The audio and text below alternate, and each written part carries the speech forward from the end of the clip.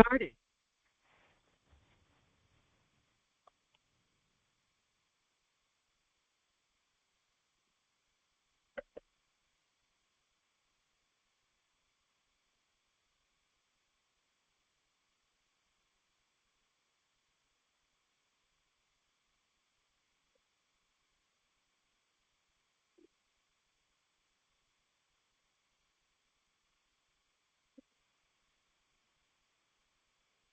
नमो लोये सौहरिहन्तानं नमो लोये सौहृदानं नमो लोये सौभागिर्यानं नमो लोये सौज्यायानं नमो लोये सौत्रिकावती सावनं ओंकारमिन्दु संयुक्त नित्यं जयन्ति योगिनः कामदमोक्षदं चैव ओंकाराय नमो नमः मङ्गलं भगवान् मङ्गलं गौतमोऽग्नि मङ्गलं कुन्कुण्डारि विजेन्द्रमोसुमङ्गलं नमः समरिसाराय स्वानुभूत्या चकास्ते चित् स्वभावाय भवाय सर्वाणां विभाव नियुक्त निराकार। भगवान श्री उमा स्वामी आचार्य विरचित मोक्ष शास्त्र अर्थात तत्वार्थ सूत्र तथा पूज्यपाद स्वामी रचित तत्वार्थ सूत्रनी सर्वश्रेष्ठ टीका सर्वार्थ सिद्धि અને બીજી ટીકાઓનું સંકલન એ સહિત આપણે તત્વાર્થ સૂત્રનો સ્વાધ્યાય કરી રહ્યા છીએ. તત્વાર્થ સૂત્રના સ્વાધ્યાયમાં આપણે 14મા સૂત્રનો પહેલા અધ્યાયના 14મા સૂત્રનો સ્વાધ્યાય કરી રહ્યા છીએ. 14મું સૂત્ર તત્વાર્થ સૂત્રમાં 357 સૂત્રો છે, 10 અધિકાર છે. અહીંયા પહેલા અધિકારમાં સૂત્ર 14મું મતિ જ્ઞાનની ઉત્પત્તિ સમયે નિમિત્ત એ રીતે એનું શીર્ષક અપાયું છે. મૂળ તો મતિ જ્ઞાનના નિમિત્તની વાત એમાં કરવામાં આવી છે. ઇન્દ્રિય અને મન એને મતિ જ્ઞાન માટે નિમિત્ત કહેવામાં આવ્યા છે. નિમિત્ત શા માટે કહેવામાં આવ્યા? નિમિત્ત એટલા માટે કહેવામાં આવ્યા કે ખરેખર જ્ઞાન આત્માનો સ્વભાવ છે. આત્માનો સ્વભાવ જ્ઞાન છે. એટલે ખરેખર કઈ ઇન્દ્રિય દ્વારા જ્ઞાન થતું નથી કે મન દ્વારા જ્ઞાન થતું નથી. આ મૂળભૂત વાત છે. એટલે આચાર્ય ભગવાને એને નિમિત્ત તરીકે લીધા છે. એમ નથી કહ્યું કે ઇન્દ્રિયથી જ્ઞાન થાય છે, મનથી થાય છે, એમ નથી કહ્યું. કહેવાનો આશય એવો નથી. કેમ કે સૂત્રમાં જ એ વાત તો આવી છે, તદ ઇન્દ્રિય જ્ઞાનેન્દ્રિય નિમિત્તમ. ઇન્દ્રિયો અને મન તે મતિ જ્ઞાનમાં નિમિત્ત છે. આ નિમિત્ત શબ્દ જે મૂક્યો છે એના ઉપર વજન છે અને એને લોકો ભૂલી જાય છે. ઇન્દ્રિય દ્વારા અને મન દ્વારા જે જ્ઞાન થાય તે મતિ જ્ઞાન, આવી વ્યાખ્યાઓ કરે છે, પણ વાસ્તવમાં એમ નથી. એ નિમિત્ત છે. વજન તો અહીંયા છે. મતિ જ્ઞાનમાં નિમિત્ત તરીકે મન અને ઇન્દ્રિય બે લીધા છે. એટલે પહેલું ઇન્દ્રિય અને બીજું મન, અને પછી ઇન્દ્રિયની અને નો ઇન્દ્રિયની વ્યાખ્યા કરવામાં આવી. ઇન્દ્રિય જે છે એની પરમાર્થી વ્યાખ્યા કરી, ઇન્દ્ર એટલે આત્મા એમ કરી અને વ્યાખ્યા કરી, અને એનો વિસ્તાર આજે આપણે સર્વાર્થ સિદ્ધિમાંથી લઈશું. નો ઇન્દ્રિય એમ કરી અને મન એમ અહીંયા લેવામાં આવ્યું, અને પછી એના દ્વારા મતિ જ્ઞાન થાય છે એ વાત આપણે સૂત્રમાં સમજ્યા. ત્યાર પછીથી પ્રશ્ન બીજો એક લેવામાં આવ્યો. સામ વ્યવહારિક મતિ જ્ઞાનનું નિમિત્ત કારણ ઇન્દ્રિય આદિ કહ્યું, તેમ પદાર્થ અને અજવાળાને પણ નિમિત્ત કારણ કેમ કયા નહીં? જો સામ વ્યવહારિક મતિ જ્ઞાન કહેવામાં આવ્યું છે, એ ખરેખર તો મતિ જ્ઞાન અને શ્રુત જ્ઞાન જે છે એને પ્રમાણ કયા છે? 5 જ્ઞાનને પ્રમાણ કયા છે? પણ પ્રત્યક્ષ પ્રમાણ નથી કયા અને પરોક્ષ પ્રમાણ કયા છે? પ્રમાણ અપેક્ષા એ 5 બરાબર છે, તો એમાં કોઈ ભેદ નથી. એ અગાઉના સૂત્રમાં વાત આવી ગઈ. પણ અહીંયા બીજી એક વાત લીધી છે કે જ્યારે તમે ઇન્દ્રિય અને મનને નિમિત્ત કારણ તરીકે કહો છો, તો પછી સામ વ્યવહારિક એટલે જે સામાન્ય રીતે ઇન્દ્રિય દ્વારા આપણે એમ કહીએ છીએ કે પ્રત્યક્ષ મને દેખાયું, આંખ દ્વારા મેં પ્રત્યક્ષ આ લાલ રંગ જોયો, તો એ લાલ રંગની વસ્તુ જે જોઈ છે તો એને તમે નિમિત્ત કેમ નથી ગણતા? એ જ રીતે લાલ રંગ દેખાયો તો પ્રકાશમાં દેખાયો, આ પુસ્તકનું પૂઠું લાલ છે એમ દેખાયું તો એ પ્રકાશમાં દેખાયું ને, એમ અંધકારમાં તો દેખાયું નથી. તો અજવાળાને પણ નિમિત્ત કારણ કહેવું જોઈએ ને. તો પછી એનો ઉત્તર આપવામાં આવ્યો, સમાધાન આપવામાં આવ્યું કે જ્ઞાન જે થાય છે એ એનાથી નથી થતું. અર્થ વસ્તુથી પણ જ્ઞાન ઉપજે છે અને પ્રકાશથી પણ જ્ઞાન ઉપજે છે, તેને નિમિત્ત કહેવામાં ન આવે તો પછી, અને પેલા દલીલ કરનાર પ્રશ્નકારે તો એમ પણ કહ્યું કે જો એને તમે નિમિત્ત નથી કહેતા તો પછી ઇન્દ્રિય અને મન જે છે એને નિમિત્ત કહો છો, એટલી જ વાત કહો છો, તો આ સૂત્ર અધૂરું રહી જાય છે. સૂત્રમાં આ વસ્તુ પણ હોવી જોઈએ, પદાર્થ અને પ્રકાશ એ પણ સૂત્રમાં લેવા જોઈએ. તો શું આચાર્ય ભગવાને કઈ ભૂલ કરી છે? એ માત્ર ઇન્દ્રિય અને મનને જ મતિ જ્ઞાનમાં નિમિત્ત કયા, તો આ પ્રકાશ વગેરે બધા અને મૂળ પદાર્થ જેનું જ્ઞાન થાય છે એ બેને નથી લીધા? તો કે ના, એમ નથી. વસ્તુ સ્વરૂપ ભાઈ તું સમજ, જે જ્ઞાનની વાત કરવામાં આવી છે તો એને પછી એ સમજાવવા માટે કહેવામાં આવ્યું કે તું જે માને છે એવું નથી, કે એ બંને વ્યવહારિક પ્રત્યક્ષનું કારણ નથી, પણ તે માત્ર જ્ઞેય જાણવા યોગ્ય છે. એ પણ ખરેખર તો એ જ્ઞેય છે. એ જ્ઞેય છે, એ જ્ઞાન થવાનું કારણ નથી. એ જ્ઞેય છે. જ્ઞાનમાં એ જ્ઞાનની પર્યાયમાં એ પ્રકાશ પણ જણાય છે અને અંધકાર પણ જણાય છે અને લાલ પણ જણાય છે, નીલું પણ જણાય છે. બધું જ્ઞેય છે. અને ઉદાહરણ આપીને પછી ત્યાં વાતને સ્પષ્ટ કરી. તે દાખલા તરીકે એક માણસ છે, એના માથા ઉપર મચ્છરનો સમૂહ ઉડતો હોય અને બીજાએ દૂરથી એ જયારે જોયું તો એને તો એ વાળનો ઝુમખો લાગ્યો, એને મચ્છર ન લાગ્યો. જો ખરેખર એ હોય એ નિમિત્ત તો એને મચ્છર લાગવું જોઈએ, પણ મચ્છર તો લાગ્યું નહીં.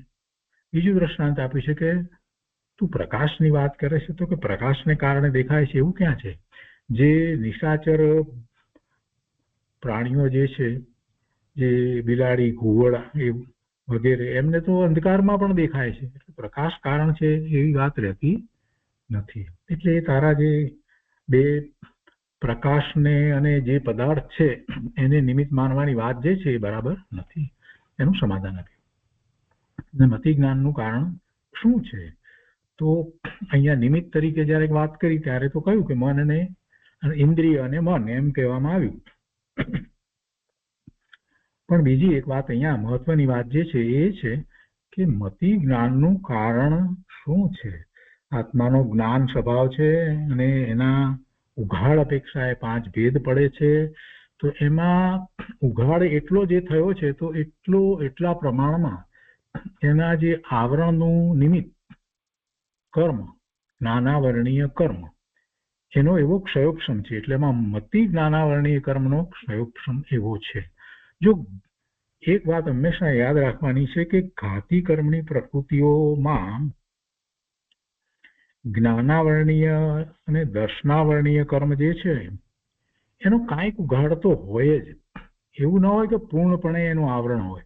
જો પૂર્ણપણે આવરણ હોય તો કોઈને જરાક પણ જ્ઞાન ન થાય. આપણે તો એટલે સુધી માનીએ છીએ કે જેને શરીર નથી એને પણ જ્ઞાનનો કાંઈક ઉઘાડ છે. એટલે કે પોતાનું કહેવા માટે શરીર નથી એવા નિગોદના જીવને પણ અક્ષરના અનંતમાં ભાગે એટલો જ્ઞાનનો ઉઘાડ તો છે. એટલે સંપૂર્ણ ઢાંકી દે છે એવી કોઈ વાત હોતી નથી. એ જ રીતે અંતરાયને માટે પણ સમજવાનું. એટલે જ્યારે એનો સહેજ ઉઘાડ છે તો એટલો ક્ષયોક્ષમ કહેવાય. એટલે હંમેશા જ્ઞાનાવરણીયની પ્રકૃતિ છે એના ક્ષયોક્ષમ હોય. એટલે પછી ક્ષયોક્ષમના ભેદ કેટલા બધા થઈ જાય. જેમ જેમ ઉઘાડ વધતો જાય તેમ તેમ આપણે એક શબ્દ દ્વારા જણાવી છે કેટલું એનો ક્ષયોક્ષમ છે. એનો ઉઘાડ વધ્યો છે. અને જયારે પછી પૂર્ણ ઉઘાડ થઈ જાય છે ત્યારે તો એને કેવળ જ્ઞાન થઈ જાય છે. તો આ ક્ષયોક્ષમ છે, એ ઉઘાડ છે. એને કારણે એને એટલા પ્રમાણમાં જ્ઞાન છે. એટલે મતિ જ્ઞાન જેટલું જ્ઞાન છે, શ્રુત જ્ઞાન જેટલું જ્ઞાન છે. એને અવધિ જ્ઞાન, મનપરે જ્ઞાન નથી તો એટલું એને ઉઘાડ નથી. કેવળ જ્ઞાન નથી તો એ પ્રમાણે પૂર્ણ ઉઘાડ નથી. એ બધી વાતને એ રીતે સમજવાની છે. એટલે મતિ જ્ઞાન નું શું કારણ છે તો પછી એમાં એ વાત લીધી કે ક્ષયોક્ષમિક જ્ઞાનની યોગ્યતા, એની એ વખતની યોગ્યતા જે છે એ ક્ષયોક્ષમિક જ્ઞાનની છે. તો ક્ષયોક્ષમિક જ્ઞાનની એની યોગ્યતા છે એનો આપણને કેવી રીતે ખ્યાલ આવે કે એની કેટલી યોગ્યતા છે? એનો સામાન્ય ખ્યાલ આપણને આવે કઈ રીતે ખ્યાલ આવે કે એને કેટલી ઇન્દ્રિય છે, જેટલી ઇન્દ્રિય છે એ પ્રમાણે એને ઉગાડ હશે, એટલે એને જેટલો ઉગાડ છે એ પ્રમાણમાં ઇન્દ્રિય મળી હોય છે. એક ઇન્દ્રિય છે તો એટલા પ્રમાણમાં જ ઉગાડ હશે, આપણે સમજી શકીએ. 2 મળી છે તો એ પ્રમાણે વધારે ઉગાડ હશે, 5 મળી છે તો એટલો. અને સંઘની પંચેન્દ્રિય થયો છે તો વિશેષ ઉગાડ છે. પણ એ સંઘની પંચેન્દ્રિય જીવોમાં પણ પછી બધાના ઉગાડમાં ફેર, બધાનો ઉગાડ જુદો જુદો હોય. અને એ પછી મતિ જ્ઞાનમાં આપણે જેના ભેદ લઈશું એ છે બુદ્ધિ, સ્મૃતિ વગેરે જે લઈએ છીએ તો એ ઉપરથી આપણને ખ્યાલ આવે છે કે મતિ જ્ઞાનમાં પણ બધાના ઉગાડ જુદા જુદા, એટલે ક્ષયોક્ષમ જુદો જુદો છે. આ વાત આપણને ત્યાંથી સમજાય છે. તો અહીંયા એ વાત લેવામાં આવી, ક્ષયોક્ષમિક જ્ઞાન, ઉગાડની યોગ્યતાને અનુસરીને જ્ઞાન થાય છે, એટલે એ જ્ઞાન થવાનું એ કારણ છે. અને જ્ઞાનના તે ઉગાડને અનુસરીને આ જ્ઞાન થાય છે. વસ્તુને અનુસરીને થતું નથી. પદાર્થ છે એને અનુસરીને જ્ઞાન થતું નથી. એટલે વસ્તુ, પદાર્થ એ જ્ઞાન થવામાં નિમિત્ત કારણ નથી. એવી જ રીતે પ્રકાશ વગેરે પણ નિમિત્ત કારણ નથી. ફરીથી વાતને બીજી દલીલો દ્વારા પણ આપણે ગઈ વખતે સમજ્યા હતા એ રીતે સમજીએ. જો વસ્તુને અનુસરીને જ્ઞાન હોય તો સર્વજ્ઞ પરમાત્માને જ્ઞેય માત્રનું જ્ઞાન, જે પદાર્થો એમની સામે નથી એનું પણ જ્ઞાન કેવી રીતે થાય? એટલું જ નહીં, પણ ભૂતકાળમાં અને ભવિષ્યકાળમાં જે પર્યાયો હોય એનું પણ જ્ઞાન કેવી રીતે થાય? એટલે એ એનું કારણ નથી. એને કારણે જ્ઞાન છે એમ નથી. સર્વજ્ઞ પરમાત્માને તો એક સમયમાં બધું જ્ઞાન છે. એટલે એનો અર્થ એ છે કે જ્ઞાન આત્માનો સ્વભાવ છે, અને જ્યારે જે રીતે એનો ઉગાડ છે તો એ વખતે એ પ્રમાણમાં એને અભ્યંતર નિમિત્ત અથવા તો અંતરંગ નિમિત્ત તરીકે લઈએ તો એ જ્ઞાનાવરણી કર્મની પ્રકૃતિઓ જે છે એના એટલા પ્રમાણમાં ક્ષયોપશમ છે. એ વાત કહેવામાં આવી. બીજી વાત એને પેલી પ્રકાશની બાબતની લીધી હતી, એનામાં પણ એમ સમજાવીએ કે ભાઈ એની જરૂર છે એના વિના. તો કે ભાઈ તું વાત જે કરે છે પણ એક ઉદાહરણથી સમજ કે આપણે દીપકને જાણવો હોય તો દીપકને દર્શાવવા માટે કઈ બહારના બીજા પ્રકાશની જરૂર છે કે આ દીપક છે? દીપકનો પોતાનો જ પ્રકાશ છે. દીપકનો પોતાનો પ્રકાશ છે અને એ પ્રકાશમાં બીજા પદાર્થો જાણે છે અને દીપક પણ ખ્યાલમાં આવે છે. એટલે દીપક જે ઘટપટ આદિને પ્રકાશે છે તો એ પદાર્થોને પણ એ પ્રકાશે છે અને એનો પણ એનાથી દ્વારા જ ખ્યાલ આવે છે. એટલે જ્ઞાનની જે વાત જે છે એમાં પણ એ રીતે સમજવાનું છે. તો એ ઉદાહરણ લઈને સ્પષ્ટ કર્યું કે જેમ દીપક ઘટ વગેરે પદાર્થોથી ઉપજતો નથી પણ એને પ્રકાશે છે, એવી રીતે આ બધા વસ્તુઓ, પદાર્થો જેનું જ્ઞાન થાય છે. આપણી સામે કોમ્પ્યુટર છે તો કોમ્પ્યુટરનું જ્ઞાન થયું, દેશ છે તો દેશનું જ્ઞાન થયું. તો એ બધું જ્ઞાન જે એનાથી નથી થતું પણ એને જેમ દીપક પેલા પદાર્થોને પ્રકાશે છે એવી રીતે જ્ઞાન એને પ્રકાશે છે. એ એના જ્ઞાનનું જ્ઞેય છે. આ એક વાતને બીજી રીતે પણ આપણને સમજાવવામાં આવી. અને એ જ્યારે એ બધા પદાર્થોને જાણે છે એવું જ્ઞાન થયું છે તો એ પોતાને પણ પ્રકાશી રહ્યું છે. જેમ દીપક પોતે એના પ્રકાશ દ્વારા ખ્યાલમાં આવે છે એવી રીતે. તો આ બધી વાતને ત્યાં લેવામાં આવી અને એનો વિસ્તાર આપણે સમજ્યા. ત્યાર પછીથી એમાં નિમિત્તની એક વાત લીધી છે કે ભાઈ આ નિમિત્ત દ્વારા જ્ઞાન થાય છે તો એ નિમિત્ત ખરેખર કાંઈ કરતું નથી. એ વિષય ઉપર ઉપાદાન અને નિમિત્તની થોડીક વાત લીધી છે. એ ભાગ આપણે હજી વાંચનમાં નથી લીધો. તો અહીંયા આ સંકલનમાંથી જે વિસ્તાર આપણે વાંચનમાં લીધો એનું આજે આપણે સહેજ આ પુનરાવર્તન કર્યું. હવે આ ઉપાદાન નિમિત્તની વાત જે છે એ આપણે લઈએ તે પહેલા સર્વાર્થ સિદ્ધિની અંદર 14મા સૂત્રનો જે વિસ્તાર કરવામાં આવ્યો છે એ આપણે લઈએ. એમાંથી કેટલીક વાત આપણને નવી જાણવાની મળે એવું છે અને કેટલીક સ્પષ્ટતાઓ થાય જેને કારણે આખું આપણું થિંકિંગ જે છે, આપણી વિચારવાની જે શક્તિ જે છે એ જુદી રીતે પરમાર્થે આપણી જે વસ્તુ પ્રાપ્ત કરવી છે એ માટે જુદી રીતે પણ પ્રવર્તે. એ માટે કેટલીક વાતને આપણે જાણવી જોઈએ. કેટલાકને જરાક એમ લાગે કે અઘરું પડે છે, આટલું બધું ન જાણીએ તો શું વાંધો વગેરે થતું હશે.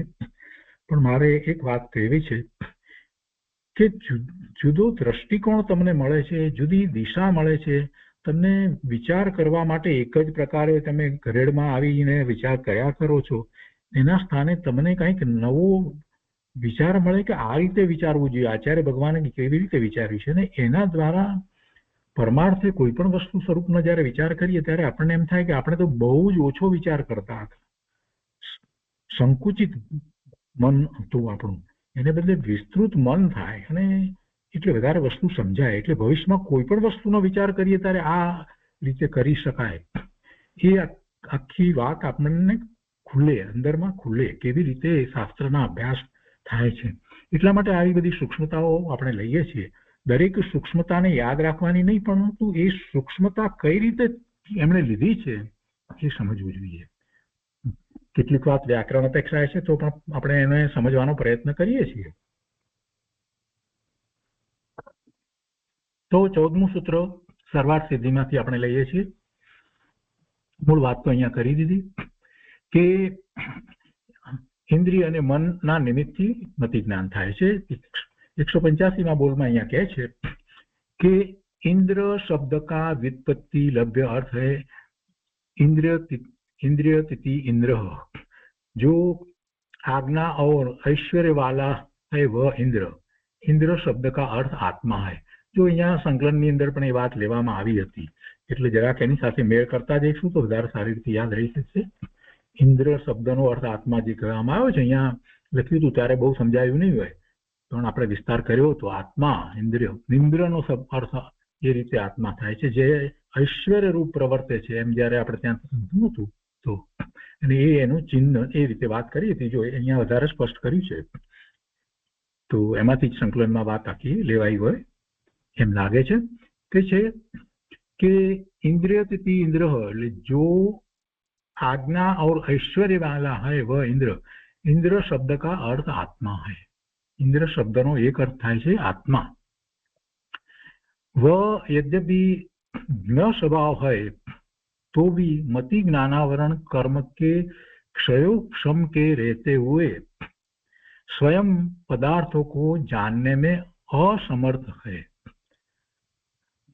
એ જ્ઞાન સ્વભાવી હોવા છતાં પણ, જ્ઞાન સ્વભાવી છે છતાં પણ એ મતિ જ્ઞાનાવરણ કર્મના ક્ષયોક્ષમ ને લીધે એ પોતે સ્વયં પદાર્થોને જાણવામાં અસમર્થ રહે છે. એટલે પૂરેપૂરું જાણી શકતો નથી, કેમ કે મતિ જ્ઞાનાવરણીય કર્મ જે છે એનો ક્ષયોક્ષમ કેવી રીતે છે એના ઉપર આધાર રહે છે, એમ નિમિત્તનું કથન કરવામાં આવ્યું છે.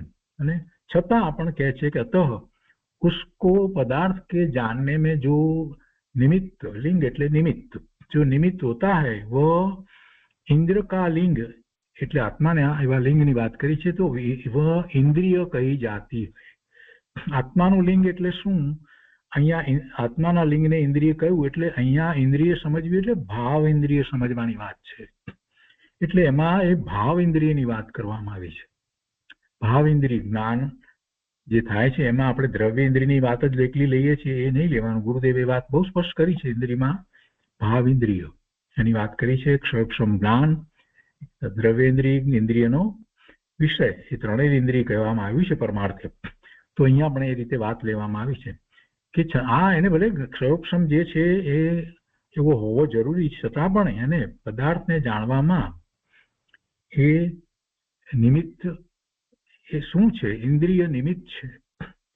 લિંગ, નિમિત્ત, લિંગ કે નિમિત્ત, નિમિત્ત જે છે તે શું છે? તો વહ ઇન્દ્રિય કા લિંગ ઇન્દ્રિય કહી જાતી હોય. તો એ નિમિત્ત જે છે તે ઇન્દ્રિય કહેવામાં આવી છે અને ભાવ ઇન્દ્રિય અહીંયા સમજવાની છે. અથવા બીજું નિમિત્ત હવે કહે છે, આ ઇન્દ્રિયનું કયું? આત્માનું લિંગ તરીકે ઇન્દ્રિય કહી. આત્માનું અહીંયા ઇન્દ્રિય કા લિંગ, ઇન્દ્ર કા લિંગ ઇન્દ્રિય એમ કહ્યું. એટલે એને ઇન્દ્રિય જયારે કહી છે તો ભાવ ઇન્દ્રિય કહી છે, આત્માના લિંગ તરીકે કહ્યું. એટલે એનો અર્થ અહીંયા એ રીતે સમજવાનો. બીજું કહે છે નિમિત્ત, એક નિમિત્ત કહ્યું, હવે બીજું નિમિત્ત. અથવા જો लीन अर्थात गूढ़ पदार्थ का ज्ञान करता है उसे लिंग कहते हैं. गूढ़ पदार्थનું જ્ઞાન કરે છે એને પણ નિમિત્ત કહેવામાં આવે. લિંગ એટલે નિમિત્ત. तो उस ये प्रमाण શું છે? तो कहते कि इसके अनुसार इंद्रिय शब्द का यह अर्थ हुआ कि जो सूक्ष्म आत्मा के अस्तित्व का ज्ञान कराने में लिंग अर्थात कारण है उसे इंद्रिय कहते हैं. जैसे लोक में धूम अग्नि का ज्ञान कराने में कारण होता है।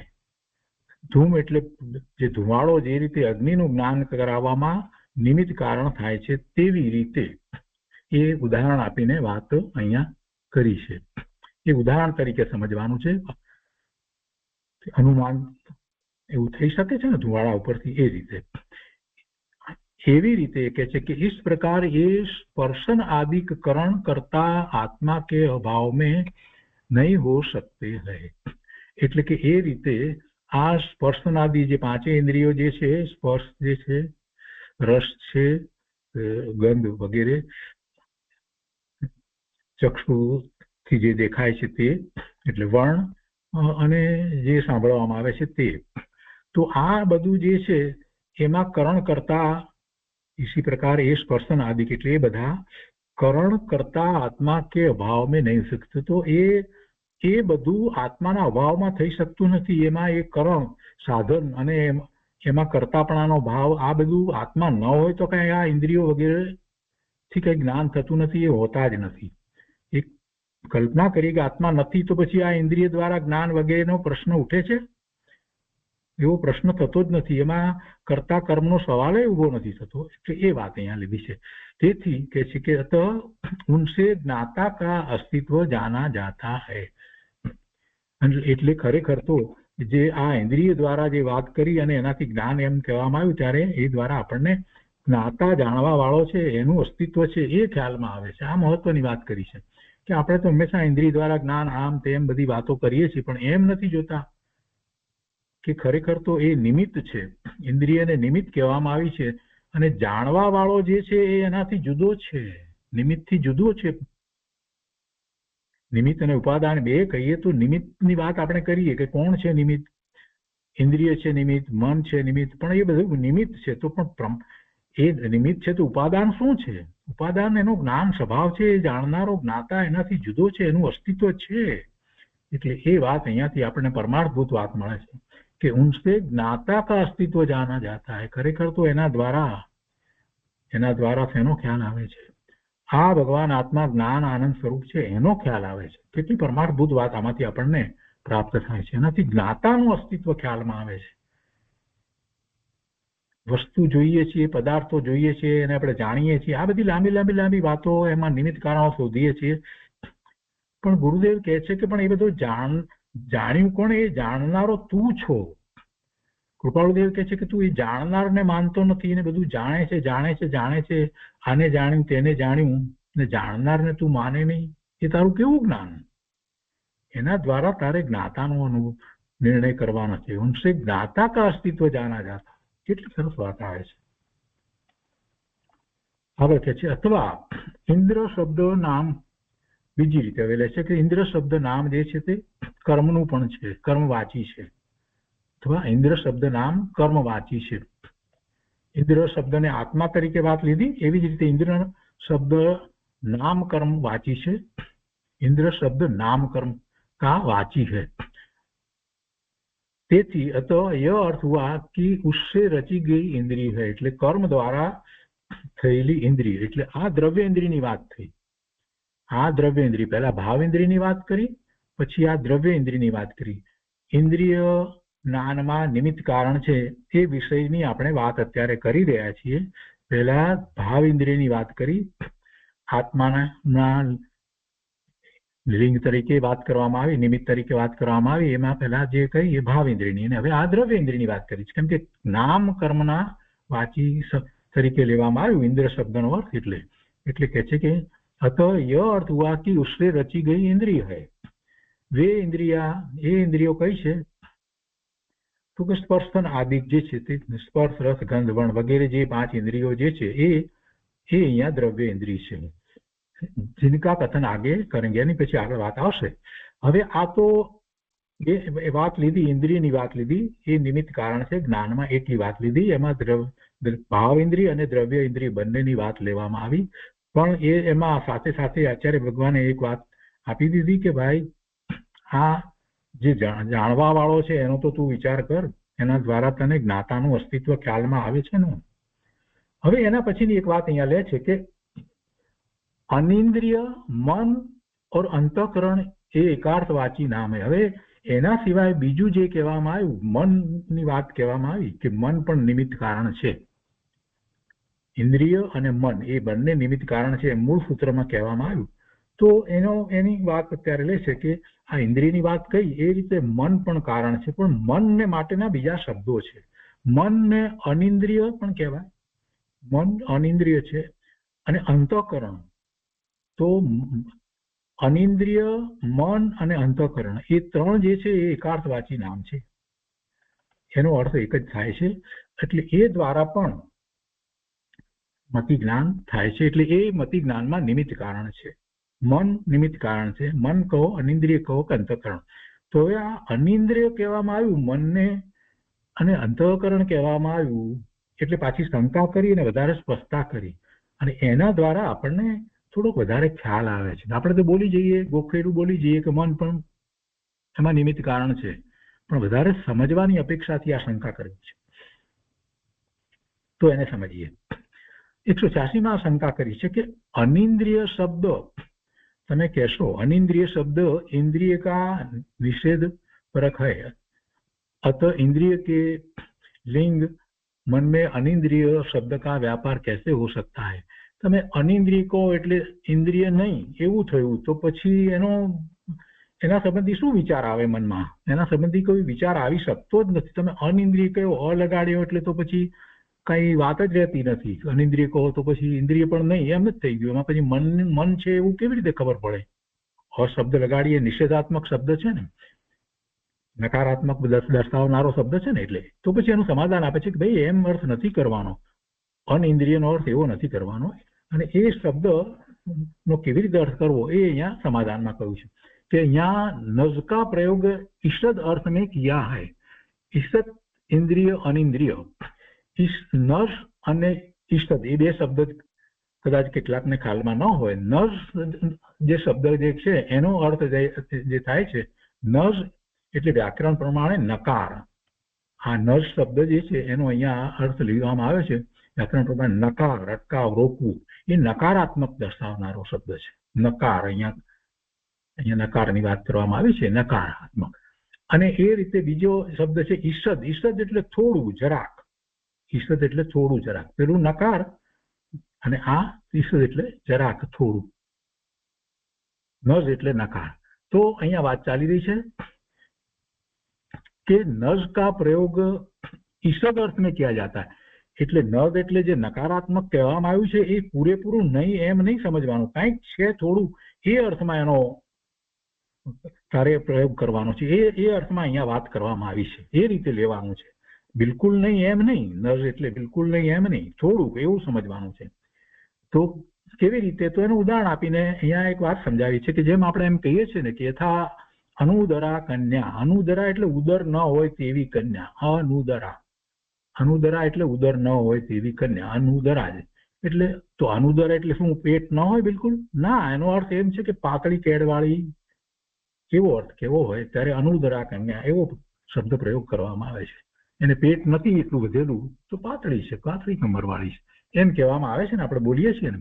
તો એવી રીતે અહીંયા નજ શબ્દ જે નો પ્રયોગ જે કરવામાં આવ્યો છે એ થોડાકના અર્થમાં કહેવું, આટલી જ અહીંયા વાત કરવામાં છે.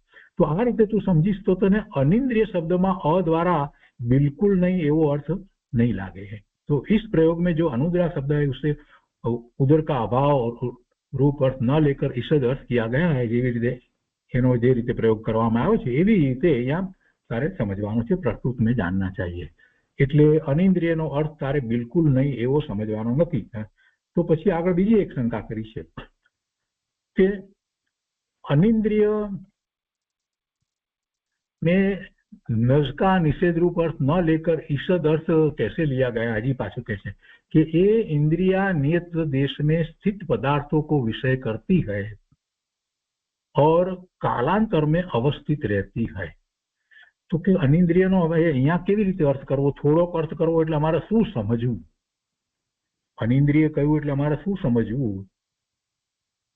તો કે છે કે ઇન્દ્રિય જે છે એ નિયત દેશમાં, નિયત કાળમાં, એ કાલાંતરમાં એટલે વર્તમાન કાળની અંદર અને નિયત જે જે ક્ષેત્ર વગેરે જે છે એમાં એ કાર્ય કરે છે. આપણે ઇન્દ્રિય દ્વારા જે જાણીએ છીએ તો ક્યાં જે ક્ષેત્રને વિશે એ સમયે જે જાણીએ છીએ તો એ રીતે ઇન્દ્રિયો કાર્ય કરે છે.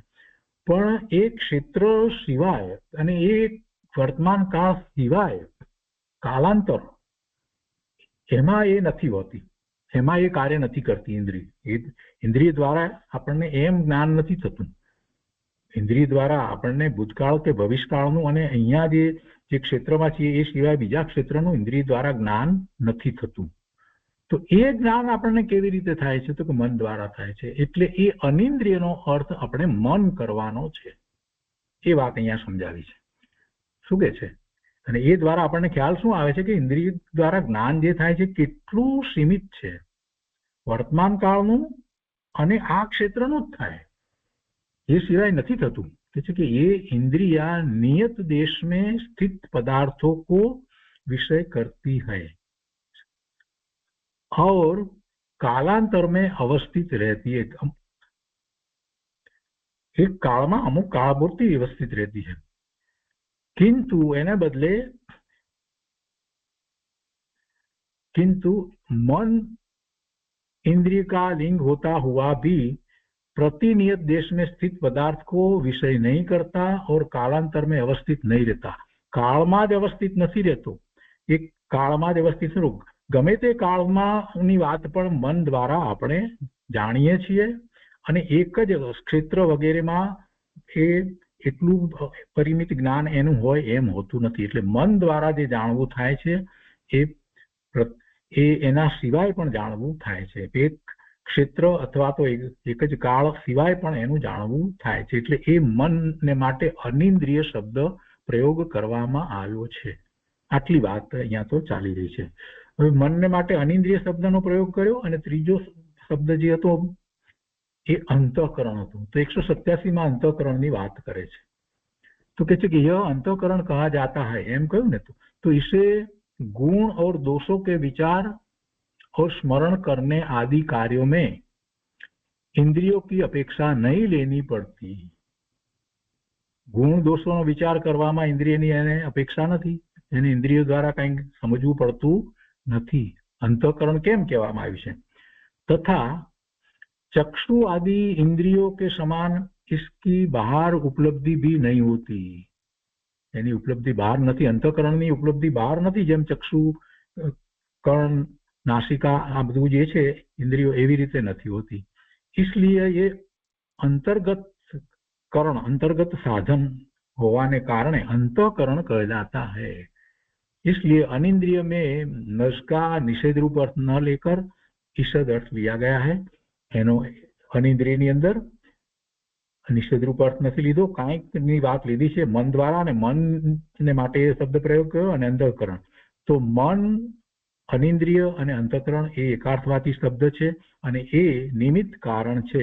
મતિ જ્ઞાનમાં નિમિત્ત કારણ છે અને મન એવું નિમિત્ત કારણ છે કે એને માત્ર આ વર્તમાન કાળ કે આ ક્ષેત્ર કે એની જ અપેક્ષા નથી, એ એથી વિશેષને જાણે છે. અને જે અંતઃકરણ તરીકે જ્યારે વાત કરવામાં આવી, મનને માટે એમ કહેવામાં આવ્યું, તો એ એટલા માટે અંતઃકરણ કહેવામાં આવ્યું કે એને આ સ્મરણ, ગુણ દોષનું વિચાર, એનું સ્મરણ વગેરેમાં પણ એને ઇન્દ્રિયની જરૂર પડતી નથી. એટલા માટે જ પછી મતિ જ્ઞાનના ભેદ તરીકે સ્મૃતિને લેવામાં આવ્યું છે. તો બે નિમિત્ત કહેવામાં આવે, ઇન્દ્રિય અને મનને નિમિત્ત કહેવામાં આવે. હવે એક બીજી શંકા અહીંયા કરી છે, જેમ પહેલા અગાઉ પણ કરવામાં આવી છે કે અહીંયા તત્પદ કિસ लिया गया, તત્ત શબ્દ. તો એટલે તત્ કહીને એ સમજાવવું છે કે મતિ જ્ઞાનની જ અહીંયા વાત ચાલી રહી છે, એમાં શ્રુત જ્ઞાનની વાત નથી. એ રીતે વાત કરી તત્ત, કેમ કે મૂળ સૂત્ર જે છે ને એમાં તત્ થી શરૂઆત કરીને કહ્યું છે ને તદિન્દ્રિય, એટલે તત્ શબ્દ આગળ પહેલા આવ્યો ને, તો એમ કેમ લીધું? તો કે છે કે અહીંયા મતિ જ્ઞાનનો વિષય ચાલે છે એટલે એના અનુસંધાનમાં વાત કરી. જો તે ન મૂકવામાં આવે તો શ્રુત જ્ઞાન માટે પણ કદાચ એ વાત હશે એમ થઈ જાય. એટલે કે આ નિમિત્ત જે કહેવામાં આવ્યા એ મતિ જ્ઞાન માટેના નિમિત્તની વાત ચાલે છે, શ્રુત જ્ઞાનના નિમિત્તની વાત નથી. એટલે આ શબ્દ જે તત્ શબ્દ જે છે એટલા માટે મૂકવામાં આવ્યો છે. પહેલા પણ આ રીતે તત્ શબ્દની વાત હતી અને એનું સમાધાન આપવામાં આવ્યું હતું. હવે એ પછીથી ફૂલચંદજી શાસ્ત્રીએ પંડિતજીએ विशेष अर्थ में थोड़ी बात करी है, पण आपणे लईए छीए कि इस सूत्र में मति ज्ञान की उत्पत्ति के निमित्तों की चर्चा करते हुए वे इंद्रिय और मन के भेद से दो प्रकार के बतलाए हैं। बराबर है। मति ज्ञान की उत्पत्ति ना निमित्त कारण तरीके इंद्रिय और मन बे बतावामां आवे। यद्यपि इस ज्ञान की उत्पत्ति में अर्थ और आलोक आदि भी निमित्त होते हैं, पर वे अव्यभिचारी कारण न होने से उनका यहाँ निर्देश नहीं किया। એટલે કે જે પ્રકાશ વગેરે અને પદાર્થો વગેરે જે છે એને નિમિત્ત કારણ ન કહેવામાં આવ્યા, એ વાતનો આપણે ઘણો વિચાર કર્યો છે। અહીંયા તો પંડિતજી એમ કહ્યું કે ભાઈ એ અવિભિચારી કારણ નથી, એટલે વ્યભિચારી કારણ છે, એટલે દોષરૂપ કારણ છે, એમાં દોષ આવે એમ માનવામાં, એટલે એ રીતે એને નથી લેવામાં, એ વાત લીધી છે। અહીંયા બીજા કારણોને નિમિત્ત તરીકે નથી લીધા, પદાર્થને નથી લીધો, પ્રકાશ વગેરેને નિમિત્ત તરીકે લીધા નથી। અને પછી આગળ કહે છે कि इसकी टीका में इंद्रिय अनिंद्रिय शब्द का अर्थ क्या है, इस पर प्रकाश डालते हुए इंद्रियों को जो प्रतिनियत देश को विषय करने वाला और कालांतर में अवस्थित रहने वाला, एक ज काल में अवस्थित रहवा वाला एवा इंद्रिय ने माटेनी वात करी। અને મનને માટે શું કહ્યું કે मन को अनियत देश में स्थित, अनियत देश में पण ए मन जई सके छे, ते એટલે બીજા પ્રદેશમાં બીજા क्षेत्र विषय, अनियत देश में पदार्थ को विषय करने वाला और कालांतर में अवस्थित नहीं रहने वाला, एक ज काल में विषय अवस्थित नहीं रहवा वाळो पण कहेवामां आव्यो। એટલે इंद्रिय અને मन એ બંને એ રીતે समझावामां आवे छे। तो कहे छे कि सो इसका तात्पर्य यह है कि जिस प्रकार इंद्रिया देश और काल दोनों की अपेक्षा नियत विषय को ग्रहण करती है, वैसे मन नहीं है। इंद्रियों देश અને કાળ એની અપેક્ષા એની સીમા સહિત એની સીમા સહિત પદાર્થને ગ્રહણ કરે છે, જાણે છે, એવું મનને વિષય નથી। तो ये रीते मन का विषय नियत नहीं है, उसकी इंद्रिय गम्य और अतीन्द्रिय सब विषयों में प्रवृत्ति होती है। इसका दूसरा नाम अंतःकरण क्यों है અને એનો પણ અર્થ અંતઃકરણ કેમ છે એનો અર્થ ત્યાં સમજાવવામાં આવ્યો। તો એ રીતે આ અહીંયા પૂરું થાય છે અને પછી આગળના સૂત્રનો ઉપોદ્ઘાત કરે છે 15મા સૂત્રનો। તો એ 15મા સૂત્રનો ઉપોદ્ઘાત લઈએ પહેલા આપણે અહીંયા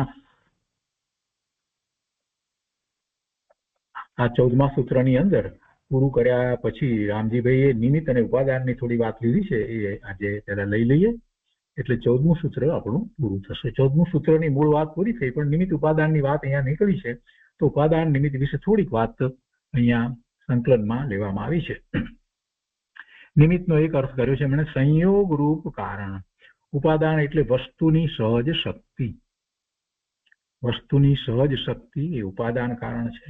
નિમિત્ત કારણ કહીએ તો એ સંયોગ રૂપ કારણ છે। એ વખતે જેવો સંયોગ હતો કે ત્યારે એ હતું, ત્યાં ઉપસ્થિત હતું।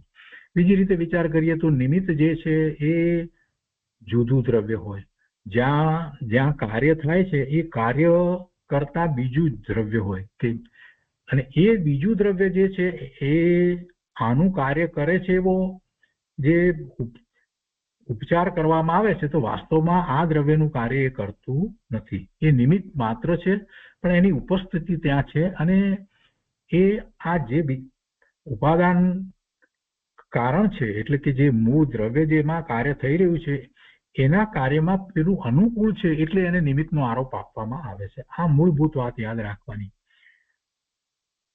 તો સૂત્ર 10ની ટીકામાં નિમિત્ત ઉપાદાન સંબંધી ખુલાસો કર્યો છે, માટે ત્યાંથી વાંચી સમજી લેવો। અને અહીંયા ઉપાદાન નિમિત્ત કારણોને વિશે કહે છે કે દરેક કાર્યમાં બે કારણ હોય, ઉપાદાન અને નિમિત્ત।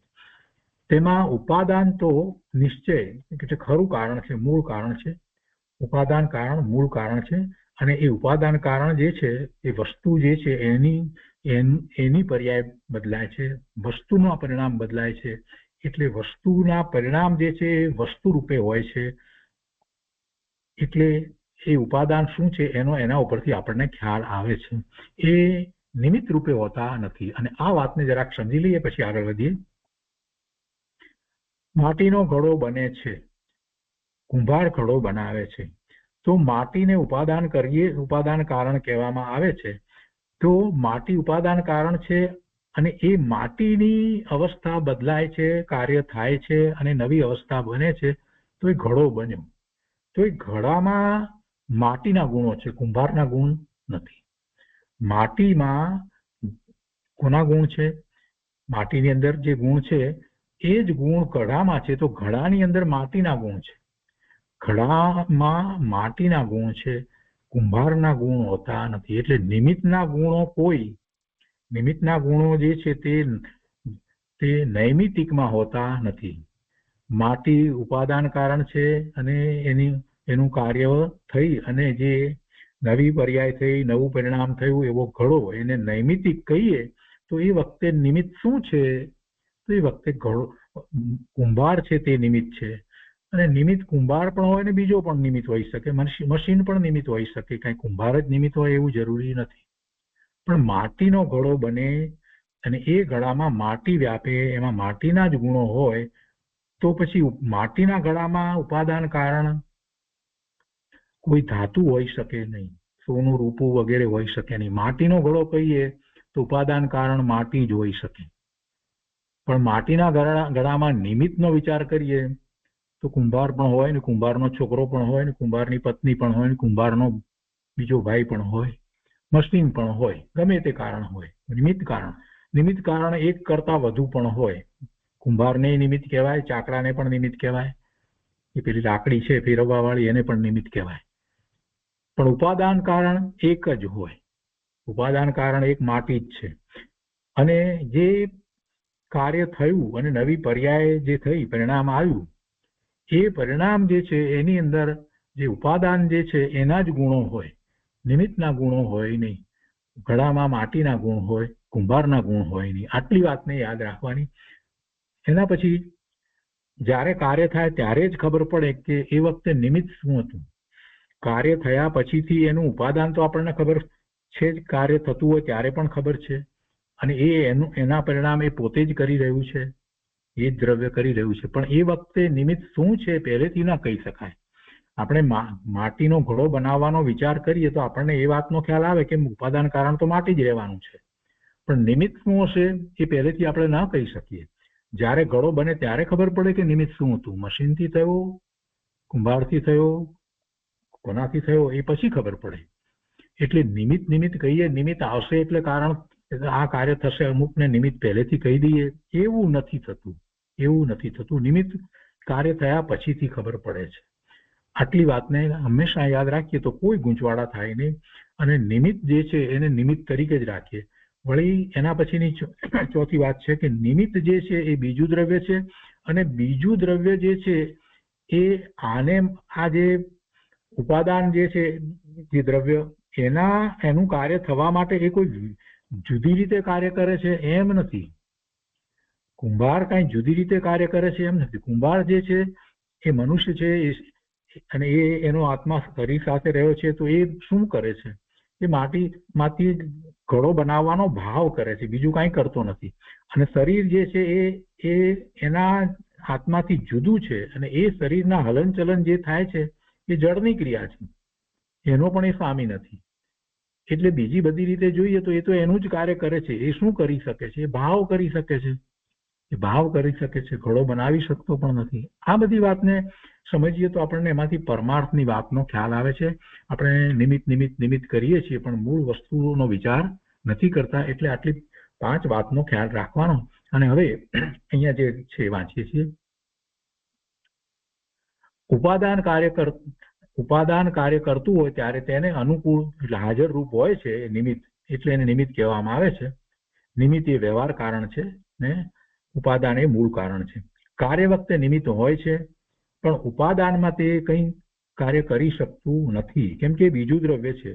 તેથી તેને વ્યવહાર કારણ કહેવામાં આવે છે. વ્યવહારથી જ વાત કરવામાં આવી એટલે એને કારણ કહેવું હોય તો વ્યવહાર કારણ કહેવાય, નિશ્ચય કારણ ન કહેવાય. કાર્ય થાય ત્યારે નિમિત્તની હાજરીનો ખ્યાલ આવે છે. અને એમાં હાજરીના 2 પ્રકાર છે એક નિમિત્તમાં પણ. એક તો ખરેખર હાજરી અને બીજી કલ્પિત હાજરી. જ્યારે છદ્મસ્ત જીવ વિકાર કરે છદ્મસ જીવ વિકાર કરે ત્યારે દ્રવ્ય કર્મનો ઉદય હાજર રૂપ હોય જ. છદ્મસ જીવ જેને જ્ઞાનાવરણી દર્શનાવરણી કર્મ જે છે એના ઉદયો વર્તે છે તો એને છદ્મસ કહીએ છીએ. તો છદ્મસ જીવ વિકાર કરે ત્યારે દ્રવ્ય કર્મનો ઉદય હાજર રૂપ હોય જ. દ્રવ્ય કર્મનો ઉદય એવો આવ્યો છે એની સાથે જોડાઈ અને વિકાર કરે છે તો ત્યાં એ દ્રવ્ય કર્મનો ઉદય એવો દ્રવ્ય કર્મનો ઉદય એને એવો આવ્યો તો એને વિકાર કર્યો. તો કે છે કે ત્યાં એ દ્રવ્ય કર્મનો ઉદય એ વિકારનું ખરેખર હાજરી રૂપ નિમિત્ત કારણ છે. પણ એ જીવ એ વખતે વિકાર ન કરે તો દ્રવ્ય કર્મનો ઉદય તો ભલે ને એવો આવ્યો હોય, દ્રવ્ય કર્મનો હોય અસાતા વેદનીય કર્મનો ઉદય એવો આવ્યો, શરીરની અંદર કંઈક થયું હોય, પણ એ વખતે વિકાર ન કરે તો એ દ્રવ્ય કર્મ જે છે એને કારણ કહેવામાં આવતું નથી. એ દ્રવ્ય કર્મની નિજરા થઈ જાય છે. વિકાર ન કરે ત્યારે પણ થાય અને વિકાર કરે ત્યારે એ દ્રવ્ય કર્મની તો નિજરા થઈ જ જાય છે. અસાતા વેદનીય કર્મનો ઉદય શરીરમાં આવ્યો છે અને એનું લક્ષ્ય કરી અને જીવ જે વિકાર કરે, વિભાવ ભાવે થાય, દુઃખના ભાવે થાય, અથવા તો કોઈને દોષી ગણે પોતાના દુઃખને માટે, તો આ બધું જે થાય તો એમાં જે દ્રવ્ય કર્મનો ઉદય આવ્યો એને નિમિત્ત કારણ તો કહેવામાં આવ્યું. પણ ધારો કે એ જીવ સમજુ છે અને એ વખતે એવા વિકારી ભાવે નથી થતો, કોઈને દોષ આપતો નથી, તો શું કહેવાય? તો શું થશે? તો એને એ દ્રવ્ય કર્મ નિમિત્ત કારણ થતું નથી, કેમ કે એ વિકાર કરતો જ નથી. અને બીજી વાત, એ કર્મનું શું થયું? કર્મ તો ખરી જ જવાનું છે, એટલે નિજરા થઈ, એમ કહીએ સાચા અર્થમાં નિજરા થઈ. એ વિકાર કરે ત્યારે પણ નિજરા થાય છે, પણ એ નિજરાને વિપાક નિજરા આપણે કહીએ છીએ, એટલે સાચા અર્થમાં નિજરા નથી, એ નવા કર્મ બાંધી લે છે. તો એ વાત અહીંયા લીધી છે. જીવ વિકાર કરે ત્યારે નો કર્મની હાજરી ખરેખર હોય અથવા કલ્પના રૂપે હોય. હવે એ વખતે આ પેલું બે કહેવું છે ને, ખરેખરી હાજરી અને કલ્પિત હાજરી. તો એ એવો ઉદય આવ્યો હોય ત્યારે પણ વિકાર કરી શકે, અને ઉદય ન આવ્યો હોય, ખરેખર એવો ઉદય ના આવ્યો તો પણ સ્મૃતિમાં કંઈક પડ્યું છે એને યાદ કરી અને પણ એવો વિકાર કરી શકે, કે ભૂતકાળમાં બની ગયેલું હોય એનો પણ વિચાર કરી શકે કે અમુક વખતે મને આવું વાગ્યું, એનું મૂળ કારણ તો પેલા ભાઈએ આમ કર્યું હતું, એટલે કોઈકની ઉપર પોતાને તો એવો અસાતા વેદનીનો ઉદય આવવાનો હતો એટલે આવ્યો હતો એ વખતે, પણ એ કોઈકની ઉપર દોષ આપે કે પેલાના કારણે મને એ વખતે વાગ્યું હતું, તો એમાં એ ખરેખર અત્યારે ઉદય નથી, એ કલ્પિત છે. તો એમાં અહીંયા એ રીતે બે ભાગ લીધા, ખરેખર હાજરી અને કલ્પિત હાજરી. આ નિમિત્તની બાબતમાં અહીંયા સંકલનમાં રામજીભાઈ એ રીતે લીધા છે. કલ્પના રૂપ હાજરી હોય, કલ્પના કરી અને આપણે જે વિકાર કરીએ છીએ એની વાત અહીંયા કરવી છે, એટલે આ વાત લીધી છે. તો પણ એ નિમિત્ત થાય છે ને, એટલે સ્મૃતિમાં દ્વારા પણ આપણે કાંઈક કલ્પના કરીને પણ બેઠા બેઠા કંઈ થયું ન હોય, એવા ઉદય ન આવ્યા હોય, તો પણ આપણે કર્મનો બંધ કરીએ છીએ. એ વાત અહીંયા આપણને આપી દીધી છે. એ નિમિત્ત થાય છે. સ્મૃતિમાં જે પડ્યું છે આપણને જૂનું, એ આપણને પાપ અથવા પુણ્યની પ્રકૃતિના બંધ કરવામાં નિમિત્ત થઈ શકે છે. ફરી એ બીજી વાત લીધી છે કે નિમિત્ત દ્વારા કાર્ય નથી થતું છતાં પણ નિમિત્ત હોય છે એવો આરોપ પણ આપવામાં આવે છે, એટલે નિમિત્તને બિલકુલ ન માનીએ એમ હોય નહીં, એ વાત કરવામાં આવી છે કે નિમિત્ત હોતું જ નથી એમ કોઈ નિમિત્તના અસ્તિત્વનો નકાર કરે ત્યારે નિમિત્ત હોતું જ નથી એમ કોઈ કહી દે અને નિમિત્તના અસ્તિત્વનો નકાર કરે ત્યારે ઉપાદાન અપૂર્ણ હોય ત્યારે નિમિત્ત હાજર હોય જ, એ બતાવાય. પણ એ તો નિમિત્તનું જ્ઞાન કરાવવા માટે, ત્યારે કોઈ અપેક્ષાથી એવું કહેવામાં આવતું હોય તો કે ઉપાદાન અપૂર્ણ હોય ત્યારે નિમિત્ત હાજર હોય જ, એ બતાવાય. પણ એ શુક્ર કહેવામાં આવે છે, એમ નથી કે નિમિત્ત કાર્ય કરે છે, એમ નહીં. એ વખતે નિમિત્ત શું હતું એ જાણવા માટે વાત કહેવામાં આવે છે. નિમિત્ત જે છે એનો અસ્તિત્વનો નકાર કરે કોઈ કે ના નિમિત્ત છે જ નહીં, નિમિત્ત કામ કરતું જ નથી, સર્વથા એ નકાર કરતો હોય તો એને આપણે સમજાવીએ છીએ કે ના એમ નથી, જ્યારે કાર્ય થાય ત્યારે નિમિત્ત હાજર હોય છે, અનુકૂળ નિમિત્ત હોય છે, એ બતાવવા માટે. તો પછી બીજો માણસ સામેના પક્ષવાળો એમ કહેશે કે જોયું, અમે કહેતા હતા ને કે નિમિત્ત વિના કાર્ય ન થાય, નિમિત્ત આવે તો જ કાર્ય થાય. તો પછી એને સમજાવીએ છીએ કે ભાઈ એમ નથી, એ નિમિત્ત તો એ વખતે જે હોય તે જ હોય, અને નિમિત્ત શું હતું એનું જ્ઞાન કરાવવા માટે નિમિત્તની વાત કરવામાં આવે છે. એટલે નિમિત્તને નિમિત્તને મૂળ કારણ પણ ન માની લેવું અને નિમિત્તનો બિલકુલ અસ્વીકાર પણ કરવો નહીં. આટલી વાત કરવામાં આવી છે. નિમિત્તનું જ અસ્તિત્વ જે કબૂલ ન કરે તેનું જ્ઞાન જે છે એ પણ જ્ઞાન બરાબર નથી, સમ્યક જ્ઞાન નથી. અને અહીં સમ્યક જ્ઞાનનો વિષય હોવાથી આચાર્ય ભગવાને નિમિત્ત કેવું હોય તેનું જ્ઞાન કરાવ્યું છે. આ સૂત્રમાં જ નિમિત્તની વાત કેમ કરવામાં આવી, મતિ જ્ઞાનમાં શું નિમિત્ત છે, આવું સૂત્ર આચાર્ય ભગવાને શા માટે લીધું? તો કે ભાઈ નિમિત્ત હોય છે અને એનું જ્ઞાન કરાવવું છે. કોઈ પણ વસ્તુની અંદર આવા મતિ જ્ઞાન હોય એમાં નિમિત્ત હોય છે, તો એ નિમિત્ત ઇન્દ્રિય અને મન હોય છે. એટલે એ સૂત્ર આચાર્ય ભગવાને આપ્યું. નિમિત્ત ઉપાદાનને કાંઈ કરે એવું વસ્તુ સ્વરૂપ નથી, ને છતાંય કોઈ એમ માને કે નિમિત્ત ઉપાદાનને કાંઈ કરે એમ જે માને તો એની માન્યતા ખોટી છે. એ સમ્યક દર્શન નથી. તો સમ્યક દર્શનમાં આખી વાત શું, સારભૂત વાત શું રહી? નિમિત્ત હોય છે, ઉચિત નિમિત્ત હોય છે, ગમે તેને નિમિત્ત કહેવામાં આવતું નથી. નિમિત્તની ખબર ક્યારે પડે છે કે જ્યારે કાર્ય થાય ત્યારે ખબર પડે છે. આપણે કાર્ય કર્યું તો ઇન્દ્રિય જે છે એને કારણે એવા વિભાવ ભાવ થયા ઇન્દ્રિય કે મન દ્વારા થયા, તો ઇન્દ્રિય અને મન બંનેને નિમિત્ત કહેવામાં આવ્યા છે. એવો ઉદય છે, એવું કંઈક થયું છે, એટલે બંનેને નિમિત્ત કહેવામાં આવ્યા છે. ઇન્દ્રિય અને મનને મતિ જ્ઞાનના નિમિત્ત કારણ કહેવામાં આવે છે. હવે મતિ જ્ઞાન વિશે આગળ 15માં એના ક્રમની વાત આગળ કહે છે એનું, તો એ આપણે આવતા સ્વાધ્યાયમાં લઈશું. આજનો સ્વાધ્યાય આપણે અહીંયા સુધી રાખીએ છીએ. 14મું સૂત્ર પૂરું થયું.